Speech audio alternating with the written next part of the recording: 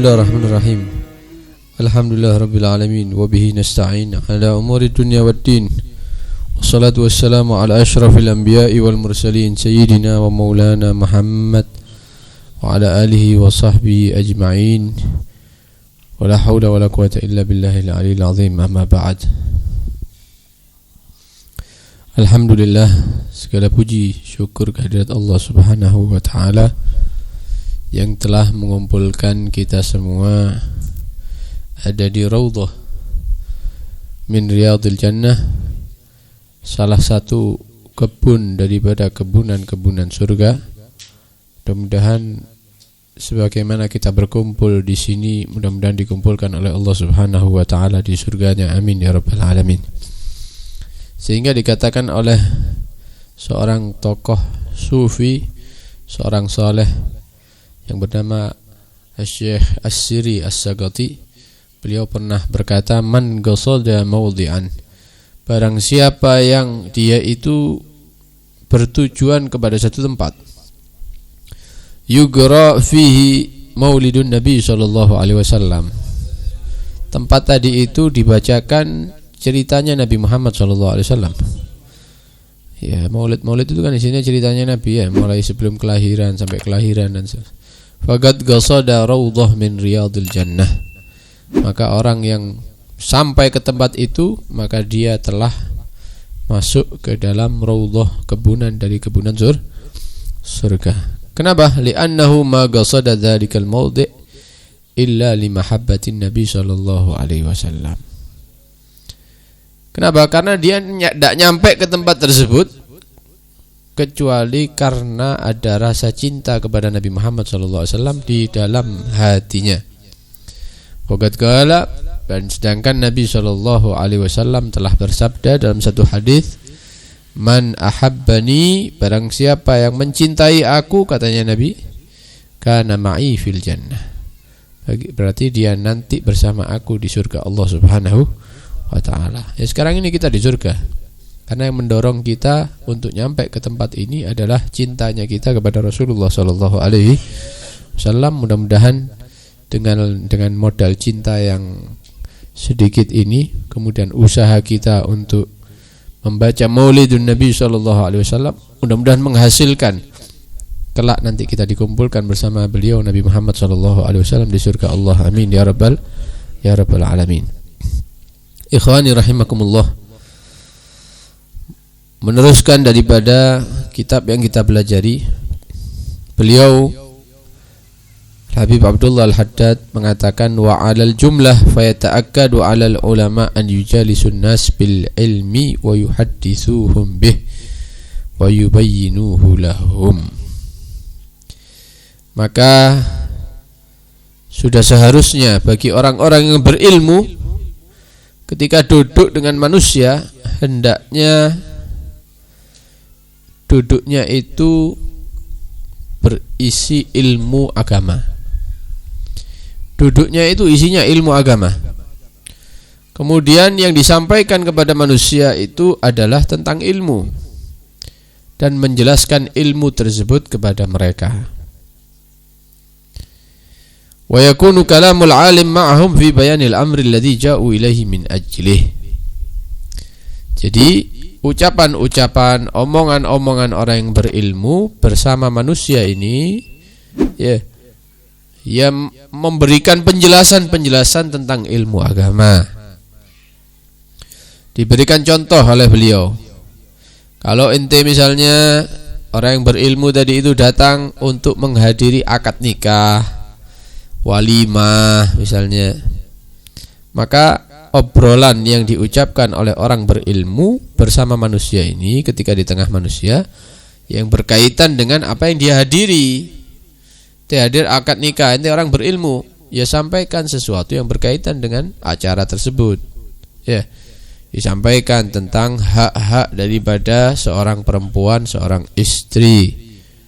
Ya, ditanyakan, ya, maharnya sudah siap, misalnya tentang maharnya siap, misalnya jangan lupa nanti kalau ketemu sama istrinya langsung diserahkan biar tidak ada tanggungan, karena banyak daripada suami sampai hari ini maharnya itu belum diserahkan.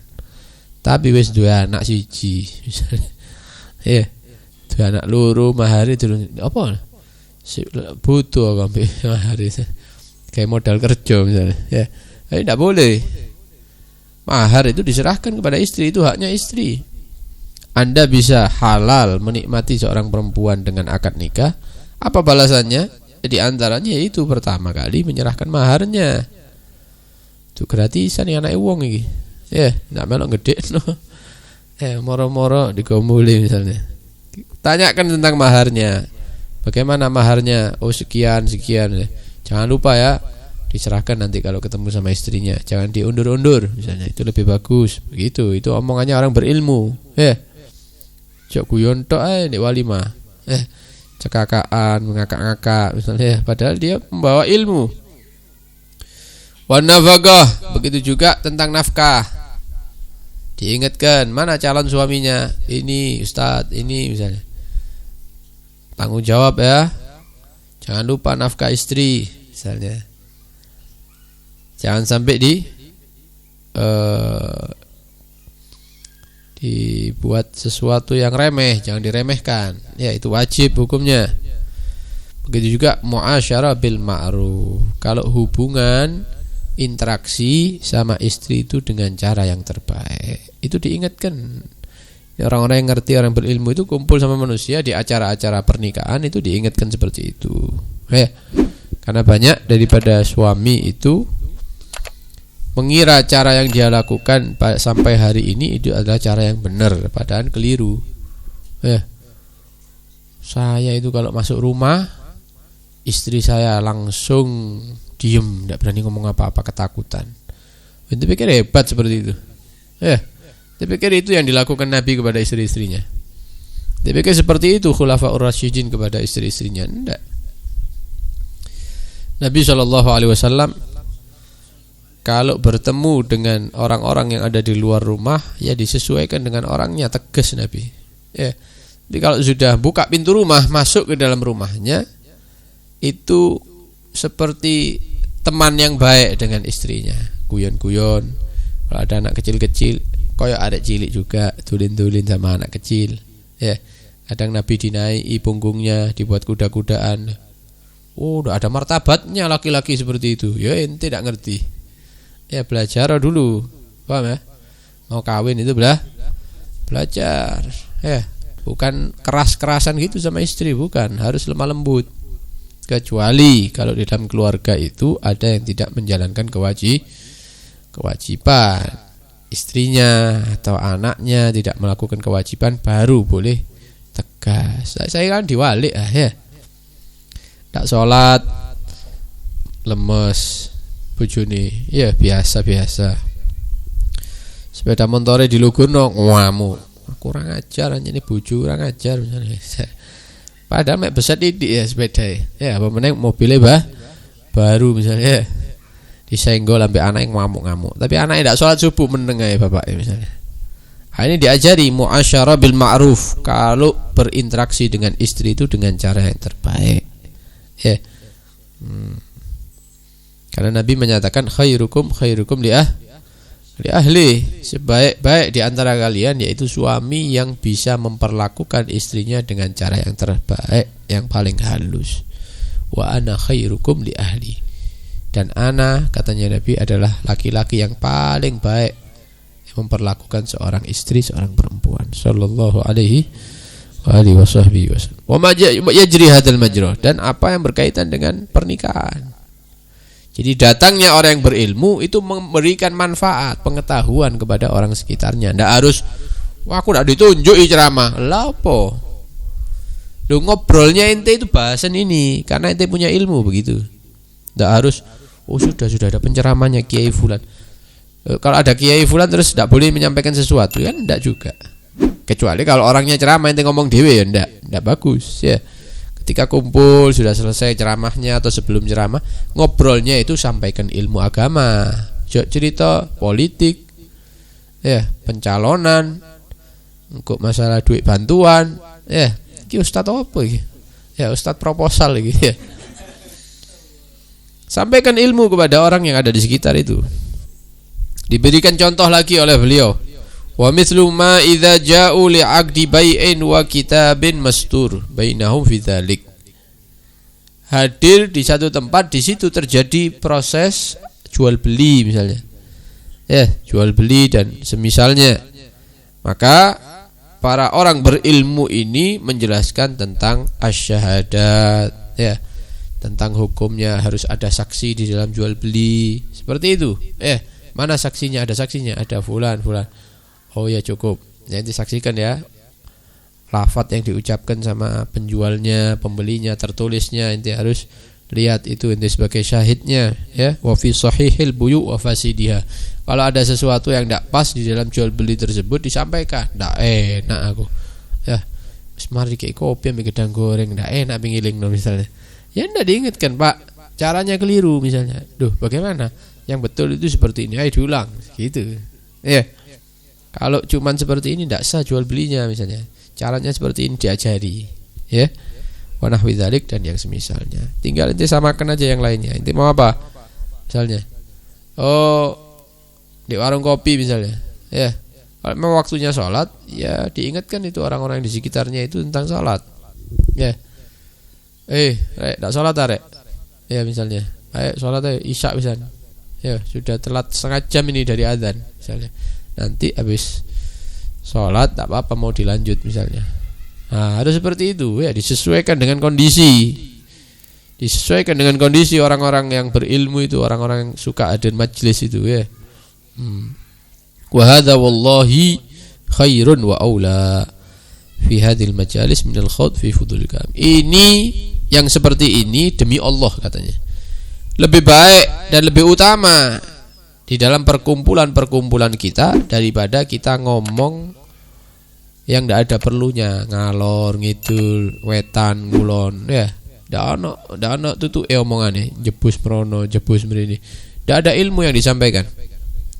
Tapi kalau duduk bersama ada ilmu yang disampaikan, ini demi Allah ada sesuatu yang lebih baik dan lebih utama.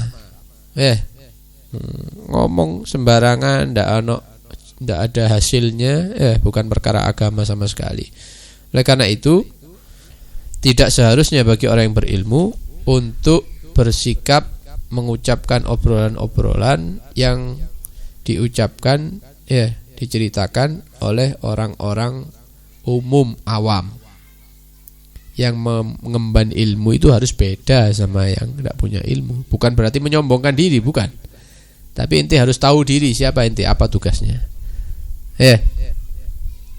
Contoh misalnya, ada direktur perusahaan.